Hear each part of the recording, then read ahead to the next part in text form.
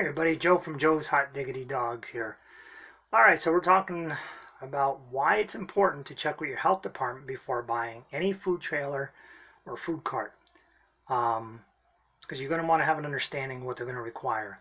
Now, a lot of people order these carts with 3 and 4 bay sinks. Well, let me tell you, these sinks, you're wasting your money.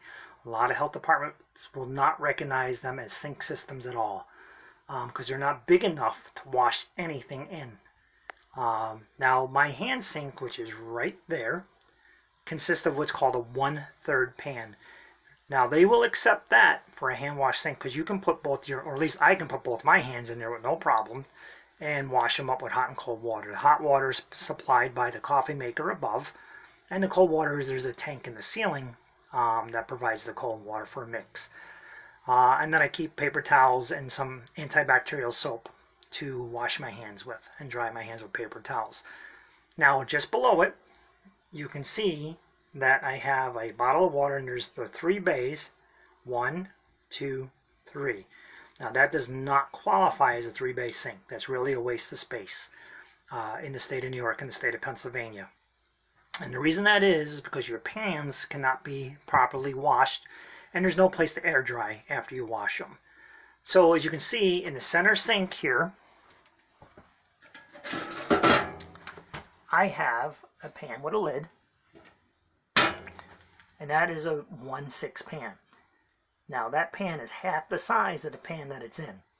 There's no way I can properly wash that pan in there. So that's why the state will not allow that to be considered a 3-bay sink. Okay, so it's really just storage down there. Alright, we are going to do part 2 to a video that will show you my commissary setup. Now my commissary setup is in my home, and the state of New York and the state of Pennsylvania both have approved it. Being that I'm on the border, I'd like to jump back and forth to different car shows, different events. So again, before you buy any food trailer, food cart, I strongly recommend you talk with your health department and get an idea of what they're going to be looking for prior to you being approved. So you make sure you don't make a mistake and buy something that once you buy it, you have no way of putting it in business. And that's why there's so many used trailers online.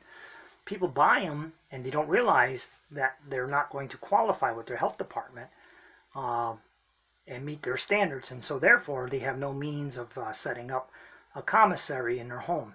Now sometimes churches or other businesses may rent you space. But again, find out what your health department requires and make sure you secure such a location to get in business and be safe about it. That way you're not wasting money.